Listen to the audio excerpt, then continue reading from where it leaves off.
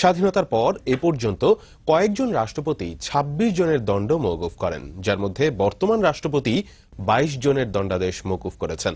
বছরের শুরুতে এমন উল্লেখযোগ্য ঘটনার মধ্যে ছিল ফাঁসির আসামি লক্ষ্মীপুরের বিপ্লবের দণ্ড মওকুফের ঘটনা, আর তালিকাভুক্ত শীর্ষ সন্ত্রাসী বিকাশ কুমার বিশ্বাসের জেল মুক্তির ঘটনাটিও ছিল বেশ আলোচিত। বাকিটা জানাচ্ছেন এম বাদশা। চলতি বছরের ৮ই ফেব্রুয়ারি লক্ষ্মীপুরের বিএনপি কর্মী কামাল ও শিবির কর্মী মহসিন হত্যা মামলায় যাবজ্জীবন দণ্ডপ্রাপ্ত আসামি বিপ্লবের সাজা কমিয়ে ১০ বছর করেন রাষ্ট্রপতি মোহাম্মদ জিল্লুর রহমান।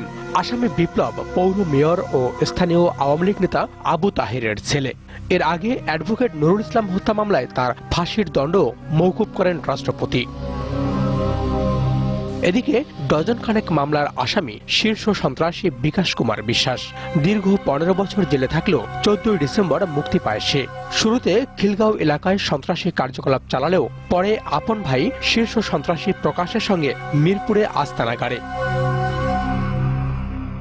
ঝিনাইদহের কালীগঞ্জ উপজেলার শিবনগরের বিমল চন্দ্র বিশ্বাসের ছেলে বিকাশ এর আগেও ২০০৯ সালের ১৭ জুলাই কাশিমপুর কারাগার থেকে মুক্তি পেয়েছিল। কিন্তু এতগুলো মামলার আলোচিত সন্ত্রাসীর মুক্তির খবর প্রকাশ হওয়ায় গাজীপুরের গোয়েন্দা পুলিশ ওই দিনই ফৌজদারি কার্যবিধির ৫৪ ধারায় অপরাধে জড়িত থাকার সন্দেহে আবারও গ্রেপ্তার করে কারাগারে পাঠায় বিকাশকে।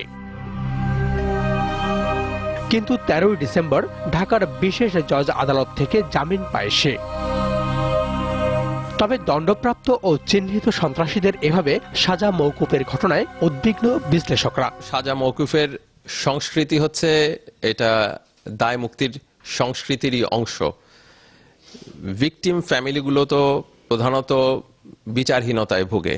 যেইটুকু বিচার হয় সেই বিচারের পর যদি অপরাধীর শাস্তি হয় এবং সেই শাস্তিকে যদি রাজনৈতিক বিবেচনায় মওকুফ করে দেওয়া হয়, তাহলে কিন্তু এই ফ্যামিলিগুলো ভিকটিম ফ্যামিলিগুলো কিন্তু দ্বিতীয়বার ভিকটিমাইজড হচ্ছে। এভাবে রাজনৈতিক বিবেচনা আর প্রভাব প্রতিপত্তির জোরে মামলা প্রত্যাহার, দণ্ড মওকুফ কিংবা শীর্ষ সন্ত্রাসীদের জামিনে মুক্তির বিষয়গুলো বিচার বিভাগের প্রতি সাধারণ মানুষের আস্থাহীনতা তৈরি করবে কিনা সেই প্রশ্নই এখন জনমনে। এম বাদশা, দিগন্ত টেলিভিশন, ঢাকা।